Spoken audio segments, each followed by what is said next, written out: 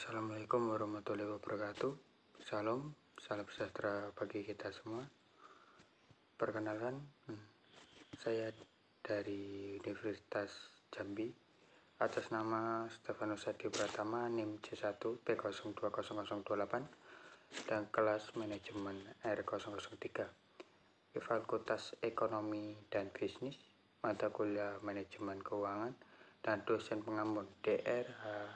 Tona Aurora Lubis SE MM.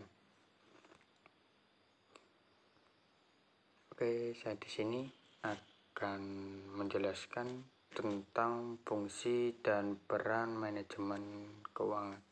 Apa yang dimaksud dengan manajemen keuangan tersebut? Oke, kita lanjut.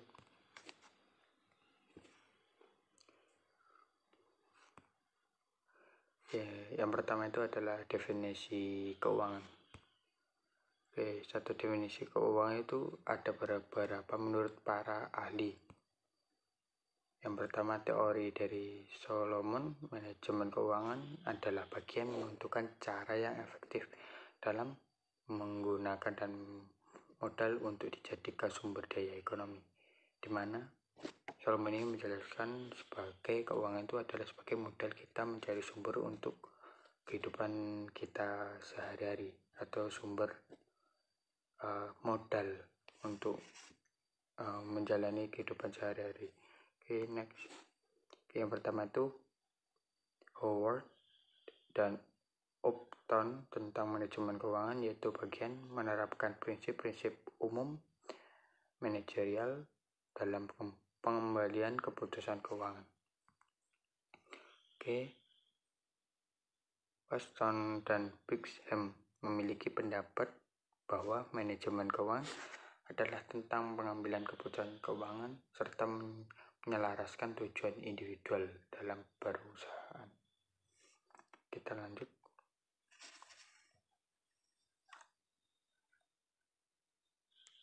Oke. SC Kutzhel, Finance Management, yang memiliki kaitan dengan pengadaan dana dan pemanfaat secara efektif dalam menjalankan bisnis. Oke, dari 4 para ahli ini yang sering utama dan digunakan dalam kehidupan sehari-hari dan pernah digunakan dalam perusahaan itu yang sering adalah yang keempat, yaitu SC Kutzhel. Finance Management memiliki kaitan dengan pengadaan dana. Nah, di sini dijelaskan dengan pengadaan dana dan manfaat secara efektif dalam menjalankan bisnis. Di mana di sini dijelaskan bahwa dalam menjalankan bisnis itu memerlukan manajemen keuangan yang pas agar menjadi tujuan kedepannya itu lebih baik. Oke, kita lanjut. Oke, yang pertama itu penerapan penting manajemen keuangan. Oke, yang pertama itu perencanaan manajemen keuangan. Oke, di sini dibaca adalah peran penting utama dari manajemen keuangan adalah perencanaan keuangan perusahaan ialah berkaitan dengan kebutuhan keuangan setiap urusan bisnis. Semua kredit untuk mencapai kesuksesan bisnis tergantung pada perencanaan keuangan yang tepat. Di mana di sini dijelaskan bahwa untuk menunjukkan kesuksesan suatu perusahaan itu adalah dengan cara memanage keuangan tersebut atau memperencanaan apa saja barang yang dibutuhkan untuk perusahaan tersebut. Contohnya yaitu dalam pelaksanaan proyek. Oke, yang kedua adalah menjaga atau melindungi dana. Finance Management juga bisa diterapkan untuk melindungi keuangan demi mencapai tujuan bisnis. Anda harus menentukan bidang mana saja pada bisnis yang membutuhkan dana. Jangan sampai ada pengeluaran yang berlebihan pada satu proyek karena bisa mempengaruhi pada proyek lainnya. Di mana di sini dijelaskan dalam menjaga melindungi dana tersebut dan manajemen keuangan, yaitu dalam perusahaan ada beberapa pelaksanaan proyek tertentu di mana keuangan tersebut harus terperinci dalam pembagian dana dalam satu proyek. Intinya tuh saling mencukupi satu sama lain, tidak bisa ditimbal balikkan. Berat kanan dan berat kiri itu tidak bisa harus sama rata, saling membutuhkan dan dikasih modalnya. Oke, lanjut. Yang ketiga yaitu alokasi dana yang tepat agar kemampuan operasional meningkat, berawal dari manajemen keuangan yang dilakukan. Jika alokasi dana perusahaan tepat, maka dapat mengurangi biaya bisnis dan meningkatkan estimasi modal. Di sini dijelaskan, digarisbesarkan pada alokasi dana perusahaan yang tepat itu akan dapat mengurangi biaya bisnis. Di sini dijelaskan dapat mengurangi biaya bisnis, di mana keuangan tersebut berjalan dengan terperinci agar menjadi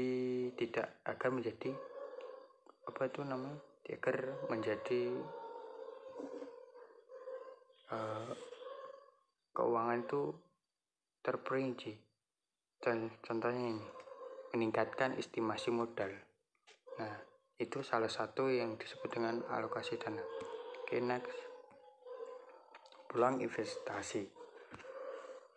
Jika pandai mengelola keuangan, hal tersebut akan membuka peluang berinvestasi. Investasi akan membantu Anda mendapatkan keuntungan yang sangat besar. Contohnya, investasi banyak dilakukan pada emas, saham, reksadana, dan properti. Pelajari benar-benar cara investasi agar dapat mengurangi merugi dan bisa minimalisir resiko, dimana di sini ada beberapa macam berinvestasi, yaitu secara usul itu ada, contohnya itu bibit, itu ada sih. Terus Ajaib dan aplikasi Ajaib itu adalah salah satu media online yang sudah dipercaya oleh OJK, dan ada tanda OJK, Otoritas Jasa Keuangan, di situ sudah resmi. Oke, kita lanjut nomor 5, yaitulah keputusan keuangan. Pentingnya manajemen keuangan adalah untuk menentukan keputusan terkait keuangan. Nah, di sini sudah dijelaskan bahwa keuangan itu, dalam memutuskan keuangan itu sangat penting sekali, di mana saat memutuskan keuangan itu harus adanya legalisir dua belah pihak, tidak bisa satu belah pihak, karena di situ ada beberapa media harus terpercaya.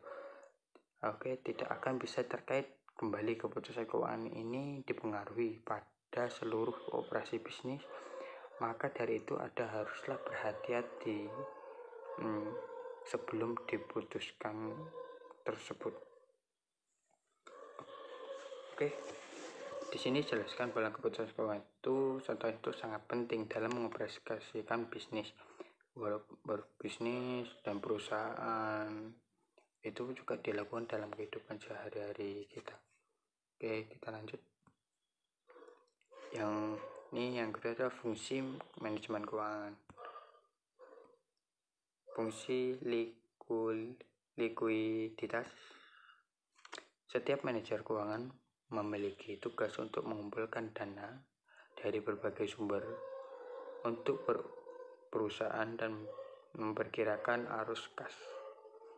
Nah, di sini dimana manajer itu memiliki tugas untuk mengumpulkan dana dari sumber manapun dan bisa ditanggungjawabkan untuk perusahaan tertentu.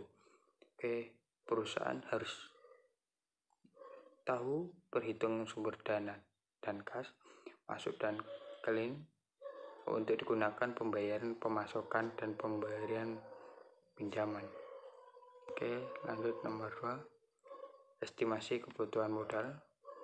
Estimasi kebutuhan modal bergantung pada laba, biaya yang diterapkan, kebijakan, aturan, serta rencana program di masa depan. Estimasi menjadi biaya yang krusial, harus dibuat dengan tepat agar potensi penghasilan meningkat. Nah, di sini dijelaskan bahwa dalam estimasi modal itu sangatlah penting, di mana dalam perhitungan modal itu harus adanya bergantungnya dalam laba yang semakin meningkat. Oke, kita lanjut nomor 3. Yang ketiga adalah komposisi modal. Untuk mengetahui komposisi modal, harus melibatkan analisis akualitas utang jangka panjang dan pendek. Sebagai besar bergantung pada dana tambahan dari pihak eksternal dan proporsi modal ekuiti memiliki perusahaan. Nah, di sini dijelaskan dalam komposisi modal itu adalah harus melibatkan analisis tertentu. Contohnya akualitas jangka panjang dan jangka pendek. Kita lanjut nomor 4. Memilih sumber dana. Untuk menjadi perusahaan, Anda berbagai macam sumber dana dengan kekurangan dan kelebihan masing-masing. Misalnya saja surat utang dan saham. Oke, dalam memilih sumber dana, kita harus memikirkan matang-matang, di mana di sini ada beberapa jangka, yaitu surat utang dalam beberapa jangka dan saham. Di sini dijelaskan bahwa dalam memilih sumber dana itu kita harus memiliki perhitungan jangka pendek dan jangka panjang ke depan agar memiliki tujuan yang jelas dalam menunjukkan perusahaan, agar dana yang dikeluarkan tersebut dapat dialokasikan dengan mantap. Oke, yang kelima adalah kontrol harga. Kontrol harga dilakukan untuk melakukan pengawasan pada pengeluaran perusahaan. Informasi ini disampaikan pada sistem perangkat lunak untuk menyortir fakta penting, tugas dan aktivitas yang akan dilakukan.